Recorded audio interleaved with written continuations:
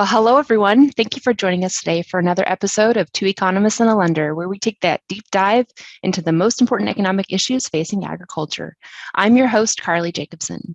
David Widmar and Brent Gloy are back with us from Agricultural Economic Insights, along with our lender expert, Nate Gebel, a financial officer from the beautiful Northeast Iowa region. So, are you thinking broadly about industry and operational risks? In today's episode, we'll uncover some of the most common but overlooked risks and share some tips on how to think about those and analyze these in your own operation. So, Brent, looking forward to diving in on this one. I told you guys I was pretty excited about this one. Yeah, Carly, thank you, and welcome everybody. Beautiful day here in Southwest Nebraska. I hope everybody's harvest is going well, and we're here to talk about risks today, and specifically some of those overlooked risks. And every time I hear somebody talk about risk management, it always reminds me of that Seinfeld episode where George was supposed to provide a report on a risk management textbook to the Yankees, and he really didn't want to do it. And he got book on tape, and of course, the book on tape, the person narrating it sounded just like him, and he couldn't deal with it. So he went through all kinds of things to try and figure out how to get out of doing that risk management report. And I think for a lot of us, that's we have a similar feeling with risk management. It's not something that you really like to think about or like to do too much. And David always reminds me of the barn fire paradox, or I call it the shop fire paradox. And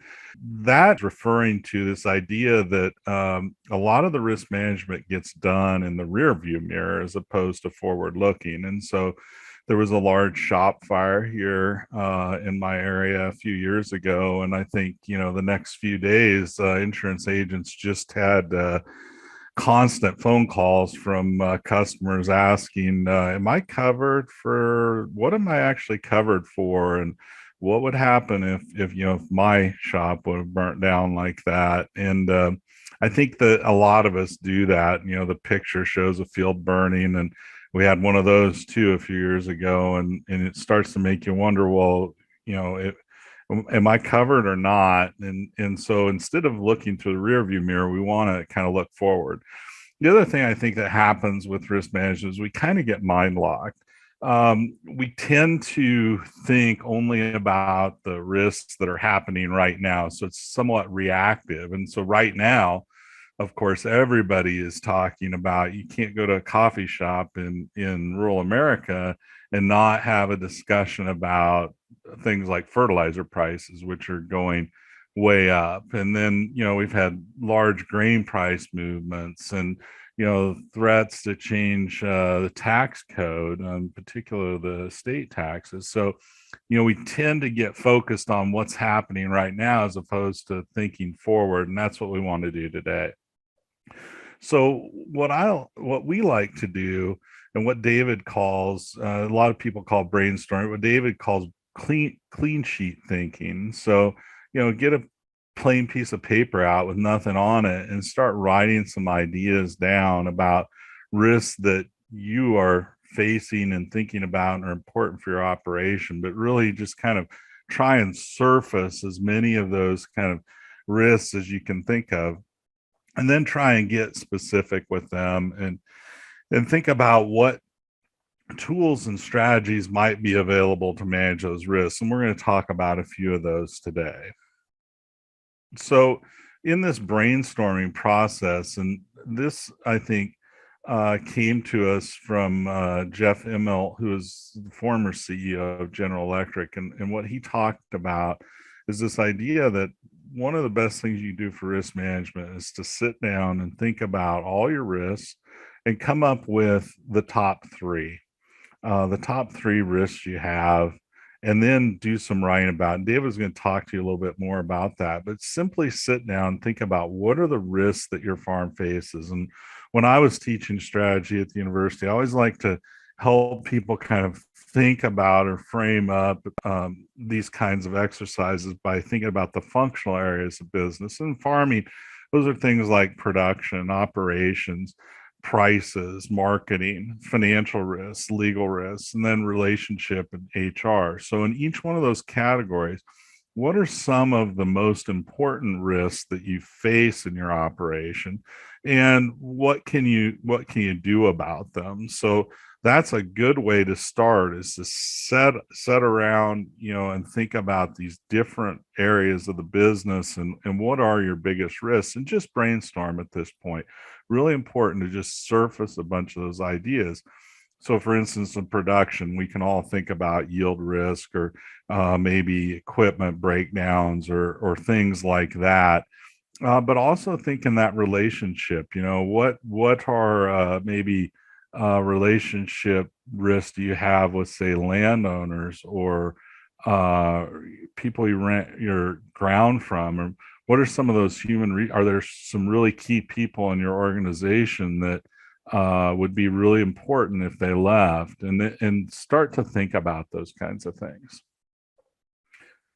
Now, one of the things I'd like to do and ask you as attendees to sit around to think about this a little bit and answer our poll. We've got a poll here. Which area do you think of those five that I outlined are the ones that we overlook the most? And again, what we're trying to think about, everybody can remember kind of crop, production risk. And that's not to say it's not important. It's very important. The reason we think about it is because it's important. But what are some of those other ones that maybe we haven't thought about as much, and we really ought to? And this really hit home for me a few years ago on that relationship risk, where we had an excellent relationship with a landowner, and of course then they passed away. And what was our relationship with the next generation of those owners? And it wasn't as good as it should have been, and it was a risk that was obvious in retrospect. The person was rather elderly. We should have been addressing that sooner. And by far the biggest one is relationship and human risk. About half of you said that's probably the area we overlook the most. And Brent, as I was thinking about this list, I think we sometimes don't want to talk about, or we don't hear a lot of people talking about the bottom parts of that list, C, D, and E. And I think one of the reasons why is because it gets very specific. It gets very unique to our operation. It might get very personal. Every corn and soybean grower or livestock producer has the same types of production risk and has the same type of pricing risk. And those tools are very uniform, or much more uniform than, say, the relationship and the HR risks, or maybe the legal risk. And so as you move down that list, I think maybe the uniqueness to your operation starts to become a bigger and bigger component. Yeah, in some ways, really, really critical as well. Transition risk, and have you gotten that transition plan in writing? What does happen if something were to happen? So we shared sort of 5 categories that you can use to start to prime your thinking as you're trying to do that clean sheet exercise, and to really capture all of the types of risks that maybe are relevant. There are a few other ways we can sort of slice the apple, so to speak, and to think about this. And this is a way to kind of get you to think outside of the box a little bit and challenge your thinking. And one of them is systematic versus business specific risk. And what this means is that sometimes there are risks that every grower is going to face pretty consistently, or these are risks that are largely outside of your control. And so there's another set of risks that are maybe more specific to your operation. And so it's easy for us to get caught up into one narrative of sort of what you might get hyper focused on, the systematic risk or maybe just the business risk. So it's very important to sort of step back and untangle those to make sure we're not overloading to one side. I think if we think about another way of challenging our thinking with respect to the types of risk is think about counterparty risk. Who are the individuals you do business with, and what are some of the risks that could exist in those relationships? So maybe the prepay or accounts receivable, or maybe if we're using a lot of contract production, think critically about how those relationships that exist and how they might present different risks. Yeah, and David, those are ones that I think, especially those counterparty ones that we all kind of are aware of.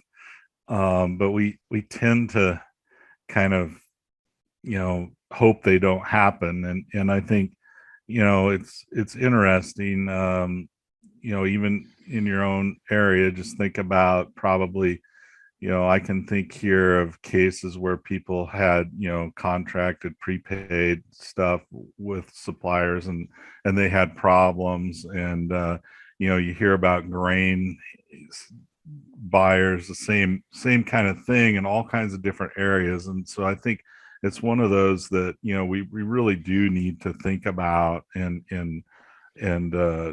see if we can do some things to mitigate those risks. So step two of what we've tried to help you sort of think big picture and make sure we're not overlooking risk is to get specific. And this is going to be where it starts to get a little difficult. And as Brent mentioned earlier, one of the things we challenge you to do is sit down and write out what your thoughts are around 3 key specific risks. And the X part of narrowing it down and writing is really going to force you to develop your thinking. It's hard, but the returns are going to be very beneficial. And one of the key takeaways from this is now you can share these with your stakeholders. Maybe it's your business partners or your family members. Maybe it's your land owners that you have relationships with. So this can really be a huge benefit for yourself, but can also really be beneficial as you think about those relationships. So putting that down on paper, and then you can share those ideas with others much, much easier.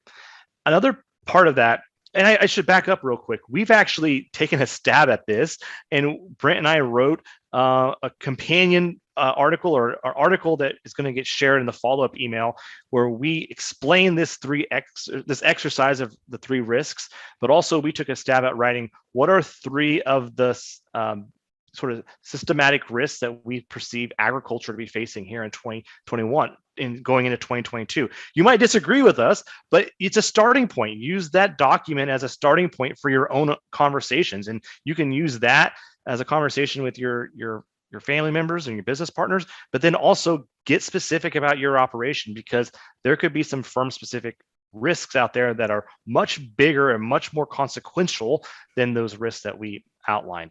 Yeah, we like to, in general, we have to think about, the big picture, and those 3 risks that we outlined. If we were to identify the top 3 for, say, my farm or even agricultural economic insights, those 3 would probably be a lot different than those big picture risks, because, there's some very specific things that we might be worried about. But that process of writing, I think, is the most important process. Get that pencil down. It really requires you to think about the risk.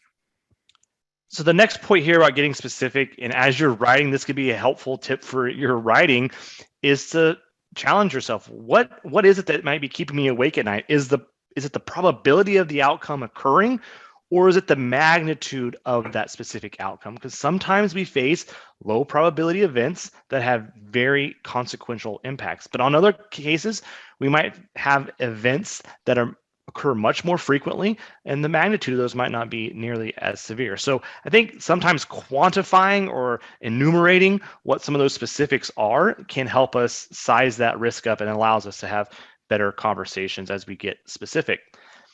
A couple other points that we want to make about this getting specific element here is the shifting landscape.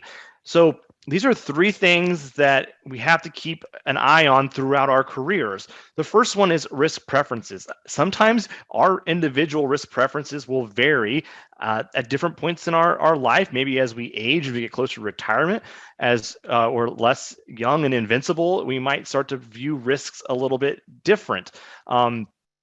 It also can change it can also be different for different individuals. And so that's a really important thing to keep in mind as you have business partners or family members or spouses. Make sure you understand that even though you're both looking at the same farming and looking at the same set of information, they could just perceive those risks differently. And it's important to at least acknowledge those risks and acknowledge those differences and preferences as you move forward. Another point here is that some periods of our career are more risky or less risky than others. And it's easy for us to sort of just say, oh, it's going to be risky next year, let's move forward. But really challenge yourself to think about what's riskier heading into 2022, what's less risky, what maybe do we need to be a little bit less concerned about as we're heading into the new year. And finally, I think maybe at sort of a high level, a philosophical level, maybe the biggest risks that we face in our risk management plan is complacency. And it's very easy in agriculture. You see a lot of folks saying, oh, farming is risky business. And, I don't want to get into the debate about whether or not that's true relative to flying airplanes full of passengers across the country. I don't want to get into that exercise, but I just want to point out that telling yourself farming is a risky business and just sort of patting yourself on the back and moving forward and not actually getting specific and evaluating tools and being strategic in how you're managing that is a disservice to yourself. Yeah, and I think that's really important. And we're kind of giving you a template or a roadmap here, but really you have to do the work on this. But I'm convinced that if you do it, you'll find it to be a very valuable exercise. So the third step here we want to that we think is valuable in this exercise is reviewing the tools and strategies. And so if you're following along, sort of start with a blank sheet of paper, capture all these ideas, then narrow it down and get specific about what the key risks are or the key issues are. And now let's evaluate the tools. Sometimes it can be tempting to only evaluate strategies and tools when they're presented to us. And so you might have a solution that you have to look for a problem with. And so we want to flip this around and make sure we're working to solve true problems that we have in the operation. So the first one I want to mention is we have to review the status quo. What is your plan and what's been your track record for reviewing the current risk management strategies that you have in place? We probably have a crop insurance plan and some coverage in place. We have marketing plans and we have property insurance. Those are sort of three big buckets. When was the last time you reviewed those? It's kind of going back to the barn fire story, right? Reviewing your policy after you have a fire is not the best time to be doing that. And so we want to make sure that we don't just keep hitting the auto renew button and letting those things kind of continue because, again, things shift over time. The second point I want to mention is let's not overlook some of maybe the non-traditional tools. I'm a huge fan of working capital as a form of risk management. And in my opinion, we've talked about this in an earlier webinar. We'll share the link with that again. But that's sort of the first line of defense. And it's the original risk management tool that we had in farming and in every business. A second tool we hear a lot about in agriculture and this popularity of this ebbs and flows over time is diversification. How does diversification fit into our business? Now, there could be this idea of a mirage of diversification, right? We have to be strategic. We can't just keep adding enterprises because in the spirit of in the quest of diversification, because sometimes those can actually be fairly correlated. Corn and soybean production are probably fairly correlated. And then finally, we want to talk about the financial structure. There are ways that we can structure our debt or our balance sheets to make sure that we're approaching this with a risk management strategy that matches with our goals and our plans.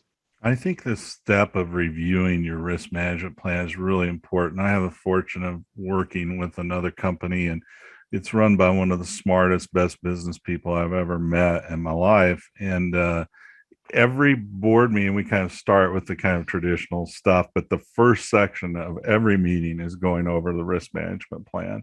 And this is not a business that you would think of as being as risky as farming. So, just the amount of time spent on that is really, indicative of how important this is.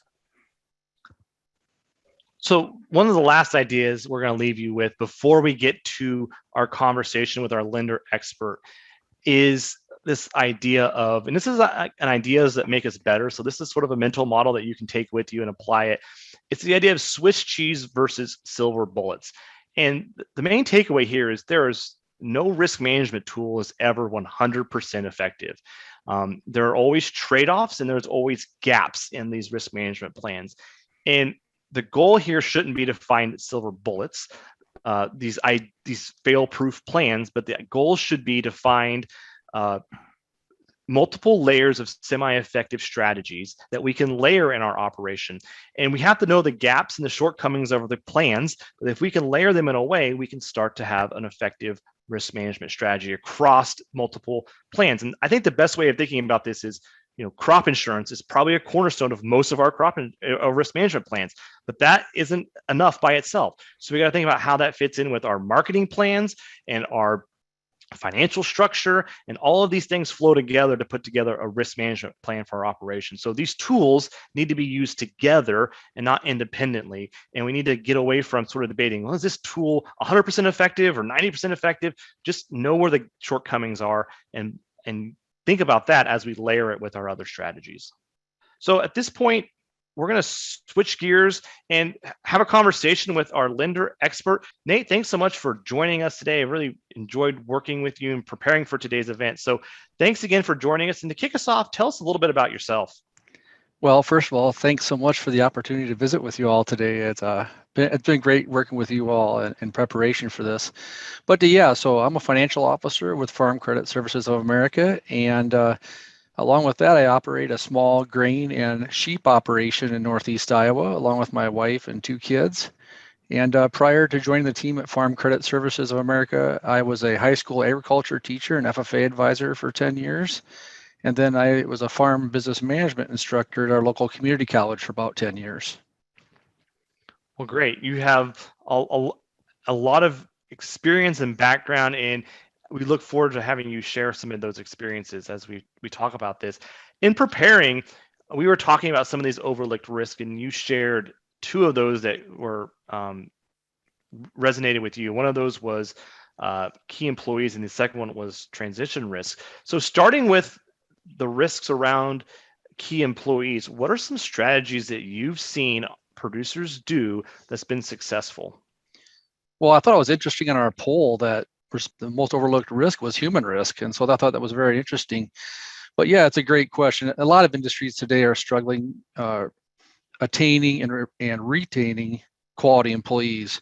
So what I've seen successful farming operations do, first of all, I think it's a really good thing to be out in the community, being a supporter of your local youth organizations like FFA and 4-H. When you're doing that, you're marketing your farming operation. You're showing people that you're a good person, you care about youth, and you're just simply becoming known to young people who are interested in agriculture. And so, you have a better opportunity to attract those people to the farming operation. Secondly, training those people once you do have them join your team. Make sure that they understand their day-to-day tasks so they can be successful, but then also, training on some management, not just doing our day-to-day tasks, but making management decisions. They can be more useful to the farm, more productive, but then also they have buy-in. They have more interest in what's going on day-to-day on that farm. Third, what some really progressive operators have done is actually to offer some ownership opportunities for those employees. So let me explain or give some examples. One would be a dairy farm, and say they're milking 500 cows, and they have this employee that's really shown the aptitude and ability to be a great employee. And so they'll offer for them to purchase or to bring in, say, 5 cows of their own. That's been very successful. I know of a lot of farms that have actually done this, and it's been great in retaining those great employees because they're excited about their animals and they have more buy-in.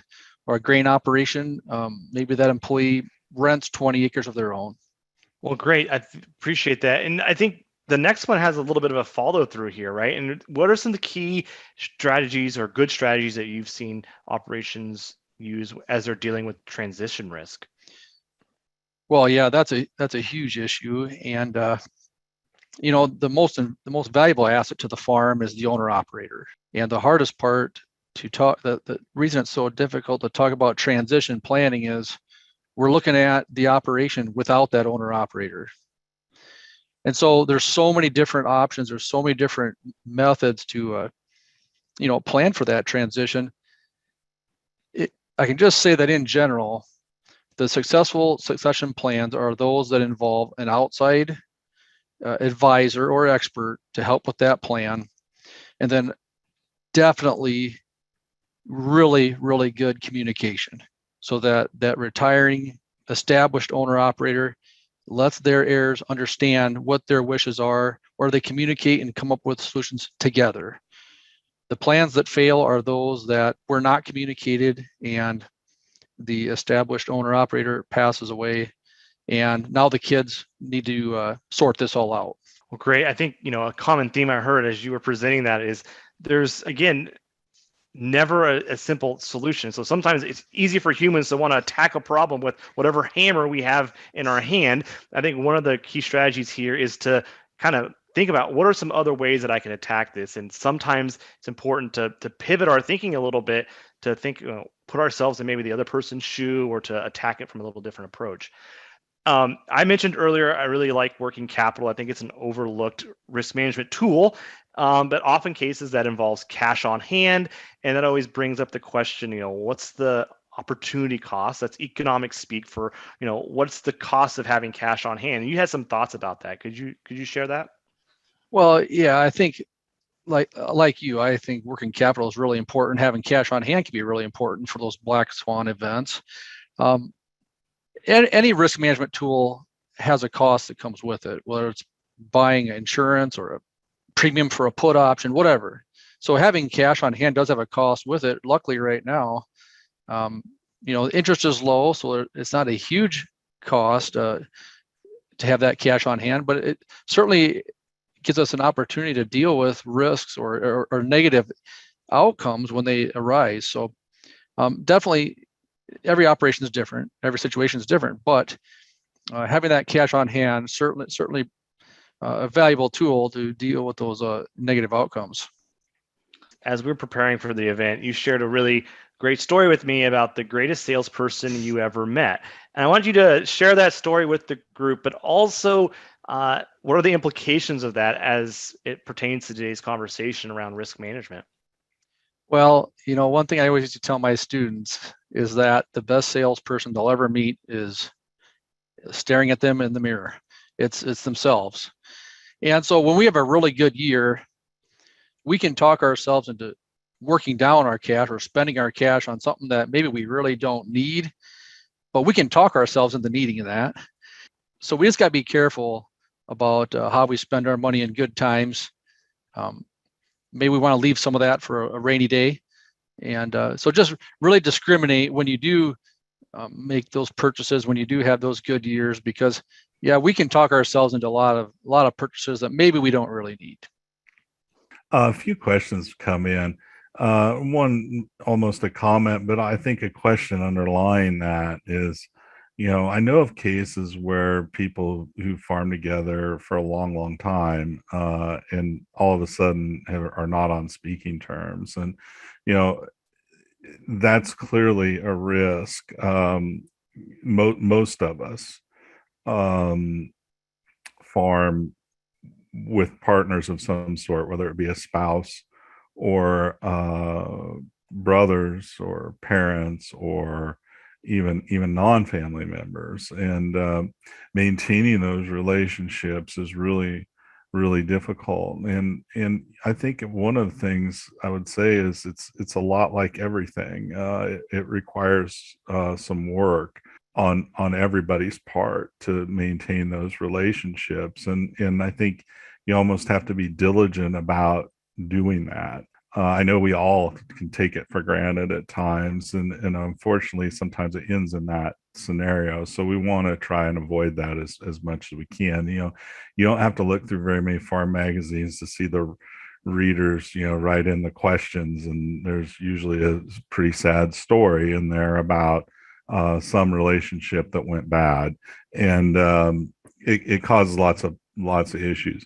Another thing about that, though, one of the key things to do on that is to make sure we have good written agreements and revisit those. And I think that's one of the things we don't do enough, and I think we all let it slide. I mean, David and I have a written agreement, partnership agreement, and it works great. But that needs to be pulled out every few years, or every year, really, ideally, and look at it and say, okay, well, everything seems to be working fine. Is there anything that needs to be changed here? But starting with that agreement is really the most important thing, I think. And I think one of the elements of that agreement should be, What happens if we have a difference of opinion and we want to go different directions? How can you maintain that family or friendship beyond the business? And so one of those elements, that's never fun to think about at the outset when it's sort of an exciting time. But I think having a conversation about what happens down the road if there is a question about which way we go. So that can kind of be starting with the end in mind, or the worst case scenario in mind, and building that in can be a good part of that. Because I think that gets to another point of problems versus symptoms. And so sometimes we think we visibly see symptoms, and if we treat the symptoms, that might not get to the underlying problem. And so these communication issues can sometimes be a disconnect between what we think, what we see, which are the symptoms, and what we want to treat versus what the underlying problem is. And sometimes we never get to those problems. Another issue about having one landowner whose land base is a significant portion of the farm's acres, and what are some things that can be done about that? What are some things one can do? And it's and I even alluded to that. It wasn't a situation where it was a lot of land in relation to the farm, but we kind of didn't do a good job on that relationship. And I think one of the things, you really need to be really investing in that relationship, making sure it's all going well and understanding where it's at. And the other thing I think is, to make a written goal or strategy to start thinking about, are there ways we can reduce that risk by maybe it's adding in other landowners or purchasing land ourselves, or other things we can do to kind of diversify away from some of that. So just a couple thoughts. David, I have a question here about those systematic risks we talked about. And as we wrote an article on it. What are some of those big systematic risks? Because we can't, the specific risks, it's hard to know, and every individual farming operation can be a little bit different. But what are some of those big systematic, big picture risks that you're thinking about these days? So, a little tease for the article here. One of the ones that I listed out was macroeconomic factors, or the macroeconomy. And I'll tell you how that came to be. In the value of writing is I started with my blank sheet of paper and I listed all these things. And of course, inflation was something we're hearing a lot about. And as I started thinking about it, it's like, well, it's really not inflation. It's kind of what happens in the U.S. economy. And then you step back one step further, and it's not just the U.S. economy. It's all these global economies and what's going on with China and some of the concerns that are going on around their debt situation. So we put this bucket around macro economy, and it's the combination of the U.S. economy, but also the U.S. economy as it relates to some of these global economies and what's going on around the world.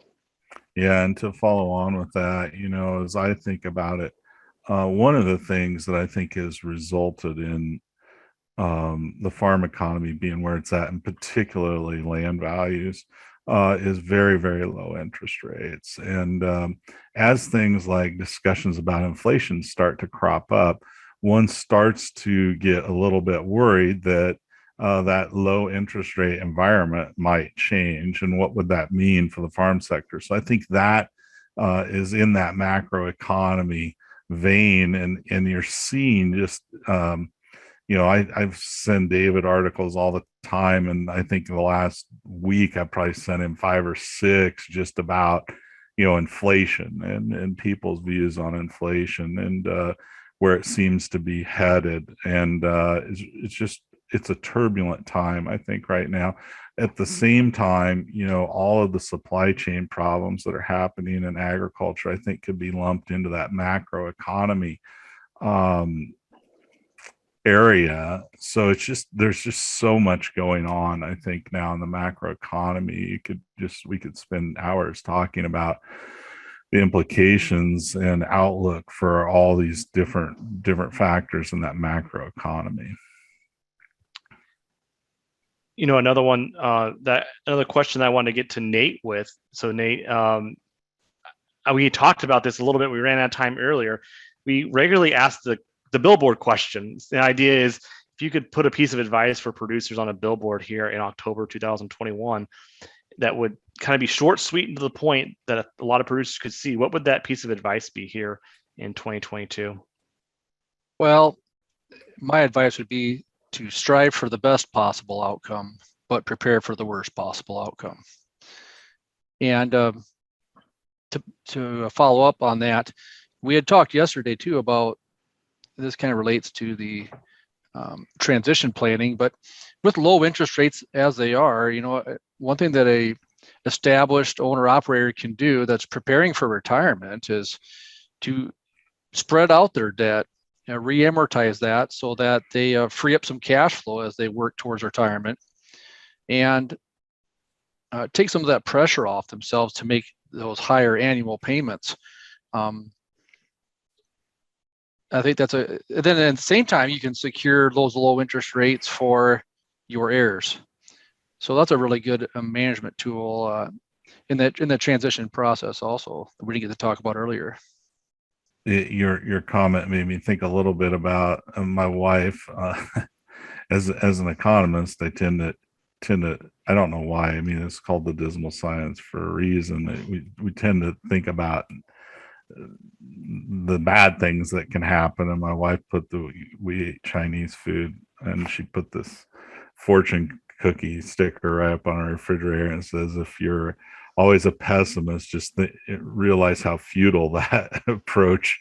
If you're always pessimistic, think about how futile that approach to life is. And I think she's trying to tell me, you may be taking it a little too far, but I think you can be optimistic yet understand that bad things can happen, and prepare to manage against them. And I think that's kind of the theme of this risk management session we just did.